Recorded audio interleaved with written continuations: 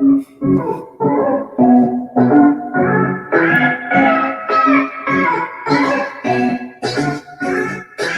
and Daddy, can I play a game, please?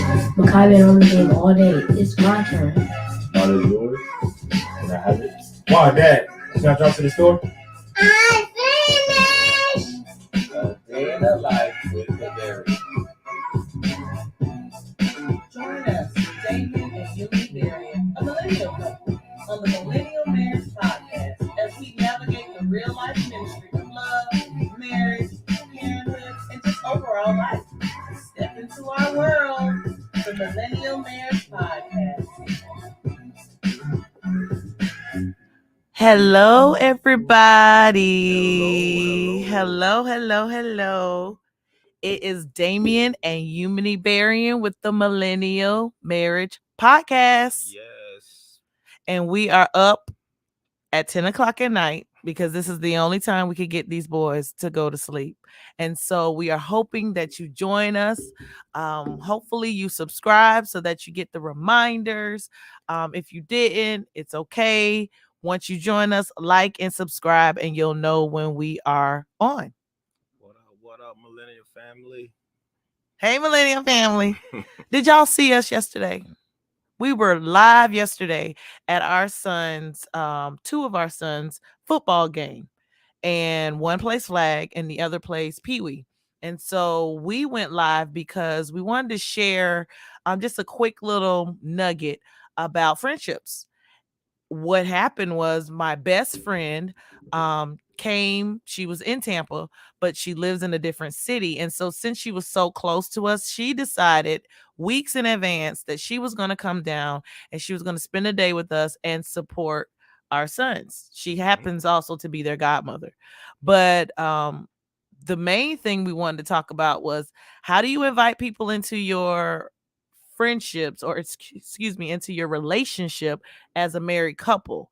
You got to be very careful with the friends that you choose, right? Right. And so we talked, and I am a person that I don't like to have a lot of females in our mix.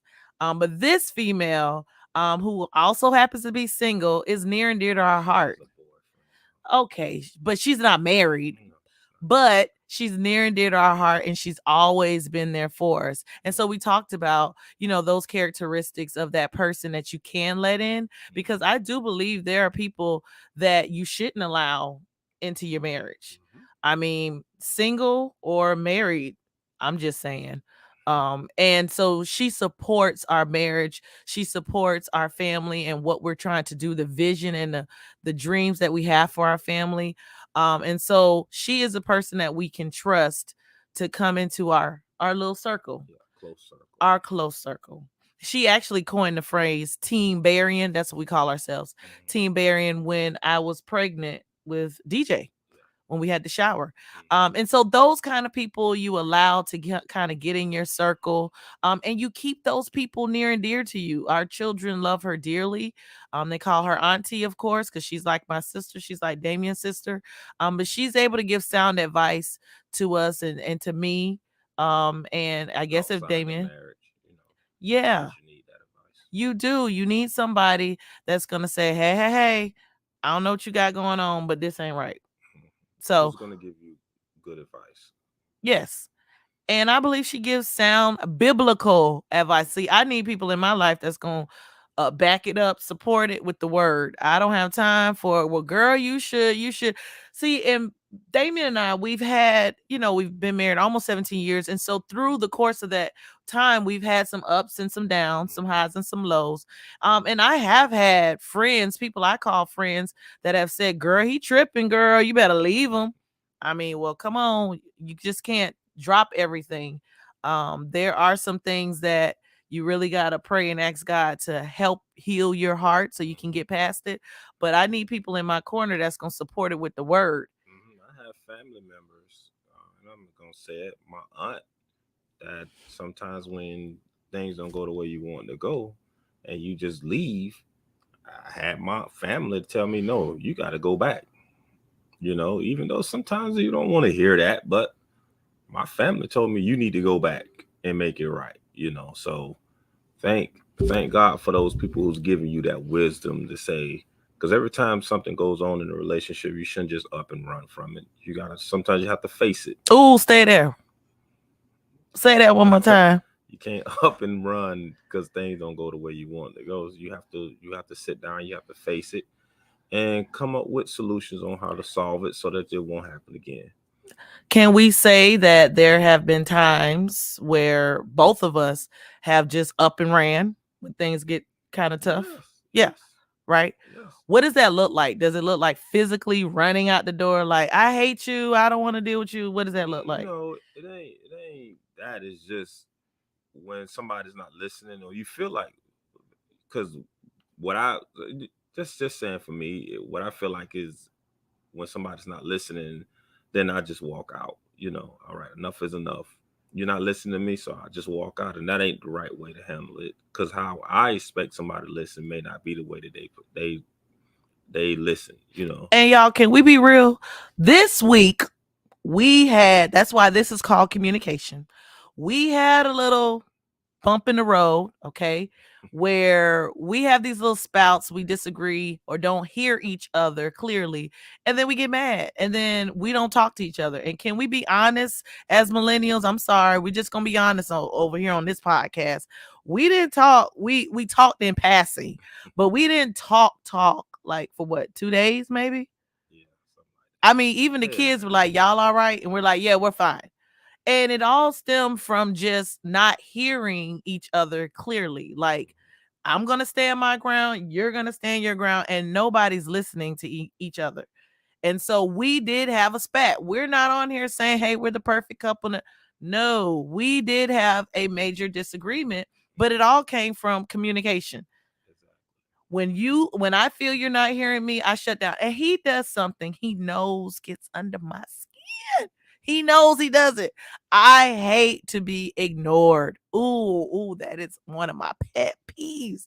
And he knows how to just push that little button like, ooh, I'm ignoring you because you're not important in my life. Not saying that's true, but that's how it feels, that he's seeming like I'm not important and you're just going to ignore me. You're just going to walk around the house. You're going to eat the food that I cook and not talk to me. Is that what we're going to do? And so how do I respond? Well, matter of fact, I cooked that day. You did. I don't think she ate my food, so. Because when I get mad, y'all. God is working on me on that. But when I get mad, I don't even want your food. I don't want it. I mean, just air. I don't want your food. It was just, like I said, it was just, we're not going to agree on everything, and I think that's what it comes down to. Think of that.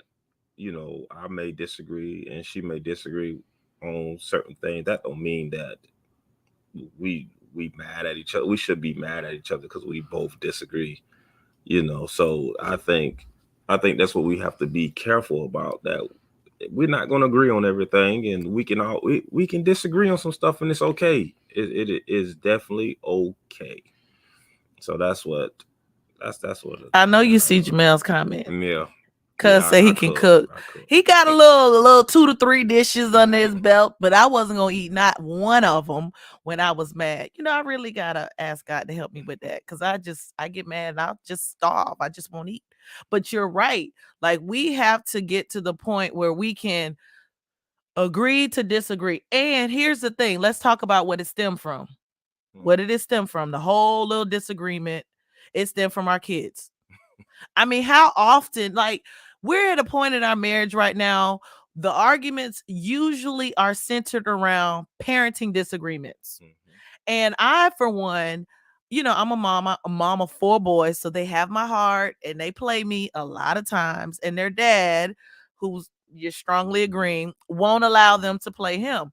I think sometimes he's a little too hard. I think, he wants them to grind all the time. We're constantly doing this, and and I understand that we have very hectic schedules, and sometimes they're tired.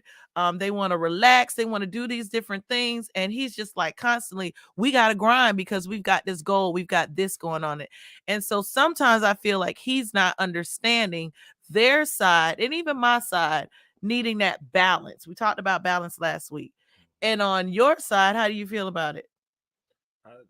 I feel like it's it's a balance to a certain extent, but I think when it comes down to my kids, I think they try to take advantage of that balance, and to the point where they don't work as hard. They don't feel like it's not a goal anymore. And that's what the thing that I got out of it is that, just my kids. I know my kids. I know when they don't want to do something, they just don't do it. But that's what it stemmed from. It stemmed from my kids. I told them, hey, you can do this, you can do that.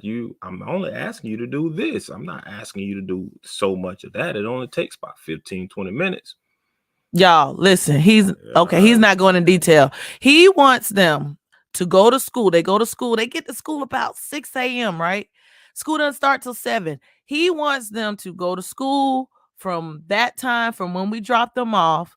After school, he wants them to then go train, run around the track, whatever else, Then he wants them to get ready for practice, whatever practice they might have, go to practice, and then homework fits somewhere in there. So I'm saying to him, our bodies like have to rest sometimes. And if they go to bed late, which is why we're on now, because it's tough getting them to bed. If they already go to bed late, they wake up early. At some point, your body, you might need a little nap. You might need a little hour nap, a little power nap or two. But like you were saying, they really take advantage of that time. And instead of just an hour power nap, they're stretched out until it's time to go to practice, which I kind of understand. I get that also, but they're about to practice anyway. Like, Here is the thing, y'all. My sons know, one of them know that they get tired easily whenever they play in a particular sport, basketball. So basketball is built off endurance. And when we go to these games, 2 or 3 minutes into the game, you see our son bent over tired. I say, hey, you got 4 hours by the time you get out of school at 2 and practice again until 6. Why don't you just go after school and run around the track? Do a mile after school. That don't take but about 30 minutes, y'all. Guess what excuse my son gave me? Mom, Dad, somebody's on the track.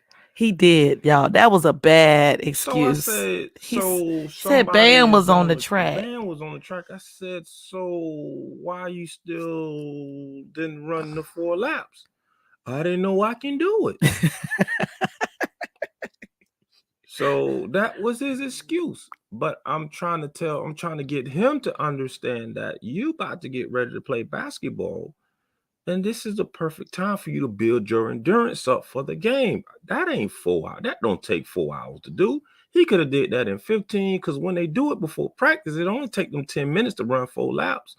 So you mean to tell me you can take 10 minutes from 2 o'clock to 2:10 to run 4 laps and then go wherever you were supposed to go? Does that make any sense? No, because you still got 3 hours and 50 minutes of time. I mean, he's counting down minutes. Before practice start. So that's all I was saying. And they take advantage of their mom because they know their mom is going to say, well, they tired. And that's what I'm saying. But they only, to me, as a father, as a male, they only tired to certain things that they don't want to do. Now, that's true. I will agree with you. When he want to run around the house for 10 minutes, he's running around the house. There's nobody complaining. But when it comes down to something that he don't want to do, that's supposed to help him, he don't want to do it. And that was my biggest thing. I can care less about him running around dribbling the basketball. I'm just trying to get him to get in shape. That's all I was just trying to do. I think that's what I didn't quite understand. Like, what I actually said was, we can't control them. We can't live vicariously through them. And I know that they have a great opportunity to do some stuff, but we can't live through them and say, oh, well, you better do this because you've got to hit this goal. You've got to hit. They've got to want to do it themselves. And if they don't want to do it themselves, I mean, we can't force them. And so I guess I do get what you're saying now. And I know them little jokers, they always playing me. I get it. That's part of being a But mom. they always ask her before They they ask me ask me first. something. They don't Sorry. and then I hear it later on, like, why did you let them do that? And And that's then what, I gotta explain yeah. And then I'm myself. like, what? And then that's how I Okay. always come down Even with to. grades, let's talk about that. Because even with grades, they have to, I'm constantly checking grades and doing all these things. And I inform you, right? Mhm. Like, hey, okay, this is where they are. This one is slipping, or this one is doing really, really good, and so on. But then when we start talking about it, like, I think if they make a bad grade, they're like, don't tell daddy yet. I'm working on it. Why do you think they say that? Because they know I'm gonna say something. Well, because you kind of take it to 10. And I'm gonna take it to 10. That's my thing. If you know I'm gonna take it to 10, then why would you continue to do it to allow me to take it to 10? I don't understand it. If you know I'm gonna say something, I'm gonna get upset about your grades, then why go make bad grades? That's what I don't. That's what they don't understand. That's what I don't think my wife understand. That if you're trying to prevent something from happening, then why don't you prevent it from happening? And I see it as, hey, all of us had those moments where we, on an interim report card, progress reports, we didn't do as well as we wanted to do, and there's still some time to make it up. And so I'm that person. I'm gonna help them. Hey, I'm gonna make the parent conferences. I'm gonna do all these things. Sit down. I'm gonna make you do it. Dad is more so, you knew better. Like, why aren't you doing better? No, we have 4 kids, and each one of them have different ways of doing things. True. And we understand each one of these characteristics about each one of our child. We know one of them. If one of them say that, okay, I'm gonna get it up, I believe that he's gonna do it. Mm-hmm. But another one, if he tell me he gonna do it, y'all, I don't believe that. I'm gonna be honest with you. I don't believe it. You giving my boy too much He's now. not gonna do it. We have to stay on him, and we have to literally walk him through it every day. Yeah. Did you do your homework? Yeah. But then he'll tell us, Yeah. But then we get the grades. It's no. It's a no. So it's like, but one of It's them like will 25 say, missed assignments, but y'all. It's and real we bad. like, man, what's going on? Well, I didn't know how to do the work. But why you ain't telling the teacher? That's what I'm talking about. But so where does grace and mercy? If you notice about this particular child, but that's what I'm trying to say. It ain't is I have grace and mercy, but be honest about it. True. Don't lie about it, and then you tell me you're doing your work, but your grades don't show it. That's what I'm just talking about. If you don't know how to do something, that's what we're here for, is to make sure we get you where you need to get to. But don't wait till you get the report card and then now you want us to go fight for you, and the report card's already out. You know we can do about it. But we are, like I said, we know each one of our kids and we know what their capabilities are. So for one, if he tell me he gonna do something and he bring home a bad grade, he said I'm gonna get it up. I trust that. I believe it. But the other one, no. We have to go up to the school. The lady have to email us assignment that he missed. He have to go in the room and do it, and he be in there all day. And it don't take him but a few minutes, and he done with it. And we like, why you ain't do this from the beginning? This is what got different personality for different kids. So one of them, I'm definitely gonna be rough on when it comes down to grades, and the other one, I'm like, okay, he said he gonna do it. If my wife noticed that, I don't say too much to him about his grades. But no, you're right. It's the other one that I'll be, man, you got to stop this, man, because it's the beginning of the school year, man. I do think there has to be a balance in parenting so that it doesn't affect your marriage, and it comes with communicating. And so I do withhold, I'm going to say it, I withhold some information from Damian temporarily because I know he's going to go to 10. And I don't want him to go to 10 because I'm working on some stuff. And so there might be some assignments that he doesn't quite know that this one didn't turn in yet and blah, blah, blah, because we're working on it. And then when we're ready, I'm like, hey, yeah, we had to work hard to get that. And he's like, you didn't tell me. I know, because you weren't really ready to receive that information. I think some of that comes with communication too, is understanding your spouse. Like if your spouse can't handle it, I might not be able to unload it on you right then.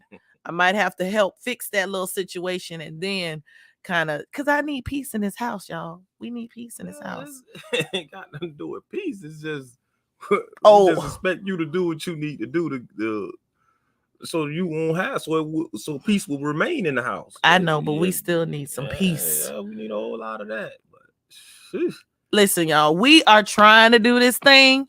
We doing it the best way we can. got 4 kids. 4 kids, and Two we're coming up. learning 2 coming up behind them. That's 2 in high school, and we got what 2 little pre-K and 5th grade. So we've got a long journey to go, but we're learning. I feel bad for the oldest though, because we experimenting with him. Guys, the oldest one, I'm gonna tell you how it went, guys. Millennial family. When we had our oldest one, when you have your oldest child, you spoil them. Oh, it's a boy. We take him and we buying all this stuff. We buying cribs. We buying all of this stuff. Second one come along. We don't need no crib. We don't need all of this stuff. We good with what we got. Because the first one was the experience. We like, what? We don't need all of this. We don't need all of that. We don't need no changing table. We had a changing table, all of that. That second one, right on the couch, on the lap, right here. This is what you go. Okay, we not doing all of that. So we learn. We learn. That's why the oldest one get away with a lot more stuff, because we spoiled him. We did. He is rotten. Yeah. Do a lot of stuff. But you said you got to know your kids. Mm-hmm. So with him, he is responsible for more. And so because of that, and he kind of handles the responsibility. We don't give him enough credit. He handles the responsibility a little better than, we could have expected. Mm-hmm. And so because of that, because he rises to our expectations, that's when we tend to get him some stuff. So, he got straight A's all like last year, first 9 weeks. Advanced class. And he said, if I make straight A's, y'all got to buy me whatever pair of shoes I want. Now, he did get a little bit ridiculous with what kind he wanted, but we honored his request because he did it. Now, the other one, we just working. We're working to get him to that point, but it's working. If you look at it, it is working. He is trying to follow in his brother's footsteps and be a little bit more responsible. But like I say, it's two different it's 2 different personalities. So with the communication part, we have to communicate things differently. That's what I've noticed about it, is that with one, I can be a little bit more relaxed when it comes down to grades. But with the other one, I have to be on him. I have to keep my hand on him, because I let him know, man, hey, this ain't no time to play. You in high school, these grades matter. Because if he keeps saying he want to go to D1 school, then hey, you got to have D1 grades. True. That's why I keep D1 my work ethic on him. Exactly. That's why I keep my thumb on him, and that's in sports. And that's why I try to tell my wife that once you tell me you want to do something, then I expect you to do whatever you need to do to get to where you need to get to. So if you're trying to go to D1 school, you can't have $1 million dream with a minimum wage work ethic. It ain't gonna work. If you're trying to get to D1, then you gotta have a D1 work ethic. And that's what I'm trying to get to my kids. And I'm trying to put them in a position to say, hey man, is what you just did today, is that if a coach come here and they looking for you, you think that's a D1 work ethic? Then next thing you know, they up walking, trying to go do it. But I'm trying to get to the point where I don't have to say nothing. I want you to get out there and do it yourself and work hard for yourself, because it's a huge sacrifice what we're doing right now. And with the sacrifice that we're doing, it takes a whole lot of communication. A lot.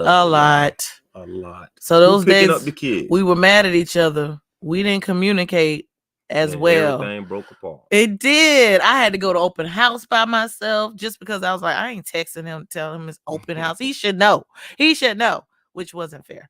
But I had to go to open house by myself. We had to try to find out the practices and all of that. It was a little hard just doing things by yourself when you're used to doing it with somebody, But that's once again, that's about communication. It is from both ends. Yes. And from both parts. And you know what I'm saying? So that's just small thing, because I don't want people to think we have the perfect marriage. And we go through things just like everybody else go through things. So we want everybody to know that just because we go through those different things don't mean that that's the end all of our marriage. No, that means we have to sit down and we have to talk about it, communicate, and say we have to do a better job. Now that is us evolving, because there were some times where we were like, look, this is it. This is the camel that broke the this is the thing that broke the camel's back. We're done. I'm done. And then we had to get to the point like, no, you're gonna have these little spouts. But we posted it tonight. The one scripture that comes to mind is be angry and sin not. And we can't let the sun go down on our anger. And so we did do that. That is something that we do need to work on as a couple, as ministers in the gospel. We really do have to work on communicating through what we are angry about. And a lot of times, y'all, it has to do with these kids. I'm gonna be it's honest. Them. It's them. I promise. It's them. That has us like, oh my God, man, come on. So, but other than that, but that we just have to do it's parenting, y'all. That parenting part, there's no book on it, on how to do it. I mean, there are books, but look, man, it's for what my kids are doing. There's no book on what we on parenting when you got all these boys that's out here playing sports. And not only that, we taking them to another school just so they can get the experience on what it's like to play on a higher. Not even that dating, friendships, regular friendships. You know, should they peer pressure? Should they go to parties or should they not go to parties? Should we let them go to a friend house? Should we let them go to their girlfriend house? So it was just a lot of stuff that that we're experiencing through the oldest one. So when the second one comes along, it'll be a little bit more easier, but he's got a different personality. We'll talk about that later because that's he's got a different personality, different mindset. He is you. I don't know. He's you. He's that one there, man. He is you. He's this one when he was that age. I can tell already. But look, y'all, it's late. We know. We just want to come and hit you up and talk to you tonight. We're going to do this every single week on Sundays when these kids go to bed finally. And we are going to invite people to come on and talk with us. Just give us some time. We're going to get these people. We're going to make sure they drink their coffee so that they can stay up late and vibe with us and pour into you all as well. Listen, we've got some great sponsors for this podcast. One is Nellie's Healthy Juices. Yes. I don't know if she call it that official name. You don't drink them. I love them.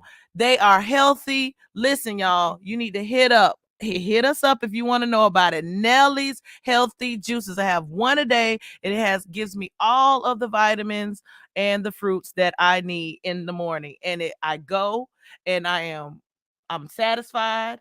I'm not hungry. And so Nellie's Healthy Juices. I'm telling y'all. Nellie, since you're sponsoring this, Nellie, I want you to give me one juice. Okay. Let me try one of your juices. Okay. Because I do want to get back in shape. Okay. And I need one juice, Nelly. I ain't talking about the one that you put all this other stuff in there. Or make you have to go to the bathroom. It does not make you go. She has some like that, but I don't get those. But I just need one good juice. He needs some vegetables and he needs some fruits. Right now. Not the vegetable right now. We just need the fruit for right now. This is a tester. And if it's that good, Nelly, putting you out there, Nelly. If it's that good, it is good. I'll keep getting it. Nelly, hit him with the melon splash. He's gonna love it. The melon splash, y'all. Whatever it is. That's what you need. That's what you need in your life. I keep saying no. I don't want to taste it. I know I don't want to taste it. But I'm Nelly. Give me the melon splash. Melon splash. Okay, the melon splash. It's real good, y'all. Give me that, Nelly, and let me taste it. And I will sell it to everybody at my job. I'll be taking juices. And I do. Job. My coworkers are buying them now. Yeah. I'm telling you, Nellie's Healthy Juices. She buys them and she takes one in the morning. She don't have to eat. I don't eat until later in the afternoon. That's what I want, Nelly. So give me something, Nelly, that can help me. He needs to substitute his Coca-Cola. Yes. For his healthy juices. I was on a strike at first, but man, I drank a Coca-Cola at Cassandra Church one Sunday. I was like, oh man, this is good. We gonna get him back on Nellie's Healthy Juices. We got it, y'all. We got it. So thank you, Nelly. We got it.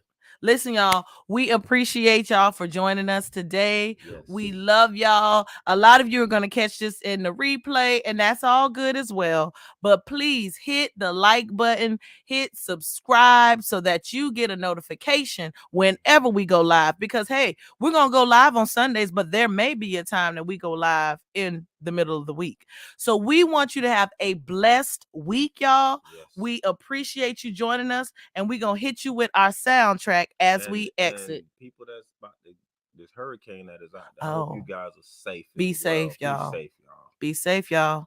All right. Peace. Peace.